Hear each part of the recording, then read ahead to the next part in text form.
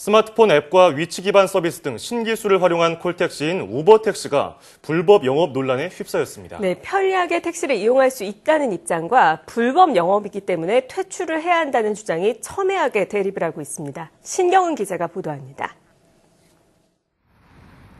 사용자가 스마트폰에서 우버택시 앱을 실행했습니다. 그러자 자신의 위치와 함께 주변에 있는 우버택시의 실시간 위치, 그리고 도착하는 데 걸리는 시간이 표시됩니다. 목적지를 입력하고 우버택시를 호출하면 기사의 프로필까지 알 수 있습니다.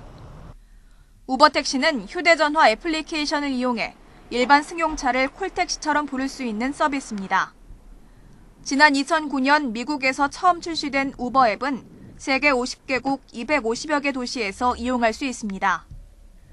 기업 가치도 44조 원에 이를 정도로 급성장했습니다. 하지만 런던과 파리, 로마 등 유럽 주요 도시에서는 우버에 반대하는 시위가 잇따라 벌어지고 있습니다. Okay, it's about the law allowing technology to break the law. We are governed. London taxi drivers are heavily governed by law, and they're allowing technology to come in, and they're doing nothing about it.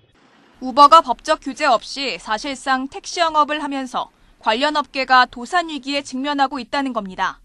The law states that only a licensed taxi can be used to use a meter.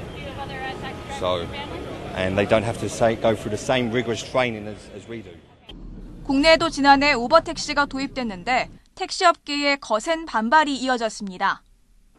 국토교통부는 현행 법을 위반했기 때문에 강력하게 제재해야 한다는 입장입니다.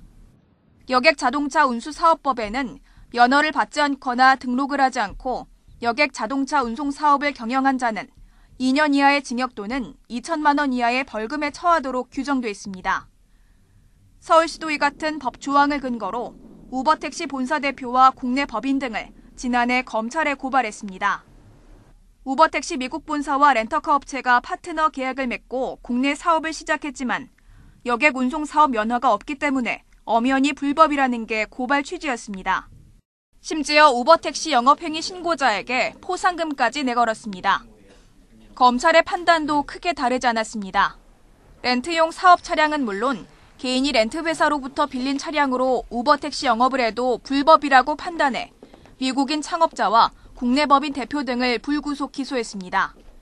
검찰 관계자는 법적으로 운송 사업을 할 수 있는 대상이 명확히 규정돼 있는 만큼 우버 측이 처벌을 피하기는 어려워 보인다고 강조하며 기소 취지를 설명했습니다. 하지만 우버 측은 우버택시를 합법적으로 인정해달라며 영업을 강행하겠다는 입장입니다. 이 같은 논란에도 불구하고 세계 각지에서 우버를 이용한 횟수는 200만 건에 이릅니다. 승차 거부가 없고 스마트폰 앱을 통해 편리하게 택시를 이용할 수 있다는 장점이 있기 때문입니다.